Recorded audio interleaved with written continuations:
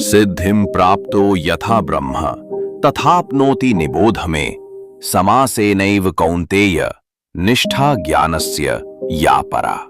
కర్మములో సంపూర్ణతను పొందిన తర్వాత మనిషి బ్రహ్మాన్ని అంటే పరమ జ్ఞానానికి పరమగమ్యమైన ఆ స్థితిని ఎలా చేరుకుంటాడో నేను నీకు వివరిస్తాను. ఈ భగవద్గీత శ్లోకము మనకు చెప్పేది ఏమిటంటే, మనిషి జ్ఞానములో పరిపూర్ణతను పొందినప్పుడు తన ఆత్మసాక్షాత్కారముతో పరమాత్మను బ్రహ్మాన్ని చేరుకుంటాడు.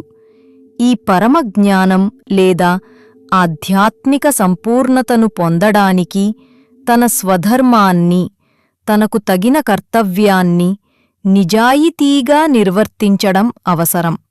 ఇతరుల ధర్మాన్ని అనుకరించడం లేదా వారి విధులను చెయ్యడం ద్వారా కాదు, తన కర్తవ్యమును నిబద్ధతతో చెయ్యడం ద్వారానే ఆధ్యాత్మిక సాధనలో ఉన్నత స్థాయికి చేరుకోవచ్చు.